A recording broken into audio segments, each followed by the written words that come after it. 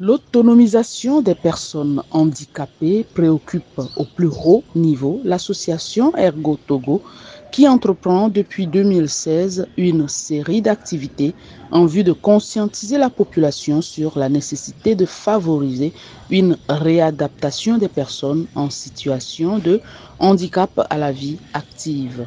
Alors en fait, on travaille avec plusieurs acteurs de la réadaptation déjà depuis 2016, mais l'idée c'est aujourd'hui de créer un espace de partage d'expériences pour que tous les acteurs de la réadaptation puissent aussi voir comment l'ergothérapie peut s'inscrire dans une équipe pluridisciplinaire et comment on peut collaborer tous ensemble dans un même objectif d'améliorer la qualité de vie des personnes en situation de handicap au Togo. Ce 31 mai 2024, une journée porte ouverte se consacre à la thématique. Organisée par l'association Ergo Togo, cette journée est meublée par une séance de formation théorique et surtout pratique sur les différents aspects de l'ergothérapie, comment réadapter le cadre de vie ordinaire à celle d'un handicapé.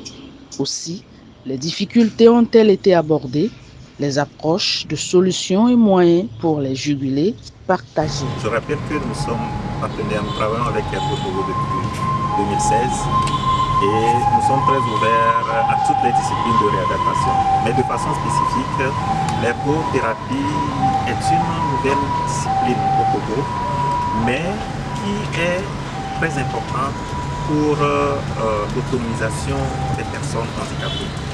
Et l'utilité de l'ergothérapie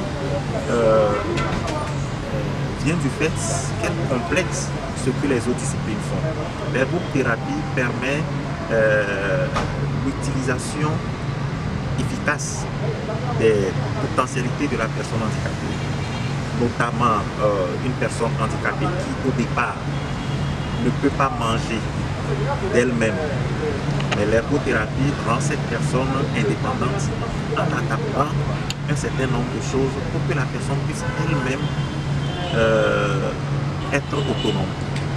C'est valable dans le cadre du déplacement de la personne, c'est valable dans le cadre de l'expression, la communication de la personne. L'ergothérapie ne travaille pas sur le langage, non, mais permet à cette personne, soit par des dessins, ou soit par un certain nombre de choses, de transmettre le message qu'il veut dire. Alors, c'est peut-être assez complexe à comprendre, mais il faut savoir que l'ergothérapie vient en complément à toutes les autres sciences et devrait en principe travailler avec ces sciences-là pour rendre la personne handicapée autonome. Je l'avais dit tantôt, l'objectif pour nous, bénéficier, pour nous, personnes handicapées, c'est de participer à la société. Mais pour participer à la société, il faut être autonome. Et l'autonomisation vient justement de l'adaptation, de la réadaptation de cette personne qui a déjà une déficience. Une brève cérémonie a servi d'ouverture aux travaux, cérémonie qui a connu la présence, outre les membres de Ergo, des volontaires commis pour la formation des acteurs, le représentant du FETAF, organisme partenaire, et éventuellement le ministère de la Santé représenté par Dr Nyadao Akleson en sa qualité de chef division des soins de réadaptation et des établissements de soins au ministère de la Santé et de l'Hygiène publique. Bien fondé de l'ergothérapie, disons que d'abord c'est une discipline. C'est une discipline qui doit faire partie des autres disciplines qui entrent en jeu dans la prise en charge des patients, qui permettent le bien-être. Pour ne pas être trop pointu, c'est une discipline qui est très importante dans les soins de l'adaptation. Autrement dit, quel que soit mon handicap, je dois pouvoir bénéficier du bien-être des personnes en besoin de soucis de l'ergothérapie qui est accompagner toute personne en situation de handicap de mieux vivre et d'évacuer aisément à cette motivation.